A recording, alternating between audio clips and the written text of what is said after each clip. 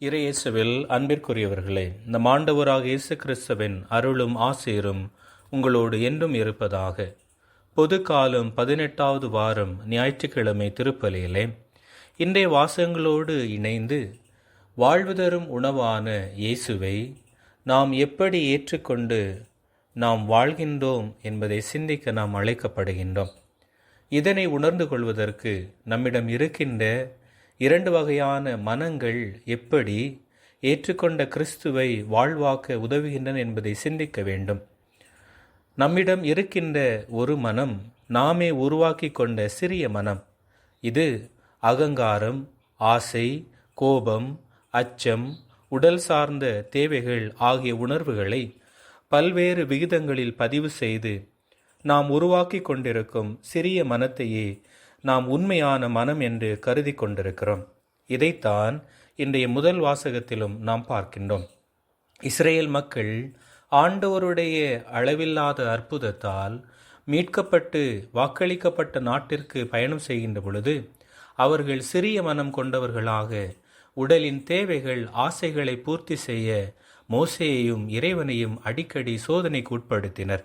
தங்களுடைய உடலும் உணர்வு சார்ந்த பொருட்களையே அவர்கள் நாடி சிறிய மனங்களை கொண்டவராக இறைவனின் முன்னிலையில் அவர்கள் சிறியவர்களாக காணப்பட்டனர். 2வது மனம் நம்மோடு வந்த பிரபஞ்ச மனம். நாம் வெறும் சாட்சியாக நின்று எண்ணங்கள் அற்று பற்றற்று ஒன்றை கவனிக்கும் போது அது செயல்படுகிறது. இன்னும் சொல்லப்போனால் நம் வீட்டிற்குள் எரியும் விளக்கை அணைத்தால்தான் வெளியே பரவிக்கொண்டிருக்கும் பூரண நில ஒளி அறைக்குள் ஊடுருவ முடியும். அதேபோல சிறிய மனம் செயல்படாத போதுதான் பிரபஞ்ச மனத்தை நாம் தரிசிக்க முடியும். பயிற்சி இல்லாமலே சில நேரம் நம் சிறிய மனம் செயல்படாமல் இருக்கின்றது. அப்போதுதான் நம்மை அறியாமல் பிரபஞ்ச மனத்திற்குள் நாம் சென்று நம் எண்ணத்தை கூட அடுத்தவர்களுக்கு சொற்களில் அல்லாமல் நாம் உணர்த்தி விடுகின்றோம். பிரபஞ்ச மனம் செயல்படும் போது காலம், இடம் ஆகியவை மறைந்து விடுகின்றன.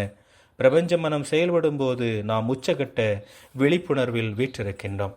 இந்த பின்னணியில் ஆண்டவர் இயேசுவால் சுட்டி காட்டப்படுகின்ற நானே வாழ்வளிக்கும் உணவு, வானினின்று இறங்கி வந்த உணவு என்பதை நாம் யாரெல்லாம் பிரபஞ்ச மனம் கொண்டு இயற்கை சார்ந்த உறவிலே இறைவனோடு இணைந்திருக்கின்றோமோ அப்பொழுது இயேசுவை நாம் ஏற்றுக்கொண்டு நாம் வாழ்வளிக்கின்ற மனிதர்களாக இந்த சமூகத்திலே பயணிக்க முடியும் என்பதை உணர்ந்து கொள்கின்றோம். ஆகவே சிறிய மனம் கொண்டவர்களாக வாழ்கின்ற பொழுது நாம் சிதைந்து போகின்றோம். பிரபஞ்ச மனம் கொண்டவர்களாக வாழ்கின்ற பொழுது வாழ்வு தரும் உணவாக இயேசு கிறிஸ்துவை பெற்றுக்கொண்டு பிறர் வாழ்வு பெற நாமும் பயணிக்கின்றோம், உதவி செய்கின்றோம் என்பதை உணர்ந்து கொள்வோம். இறைவன் என்றும் நம்மோடு. ஆமென்.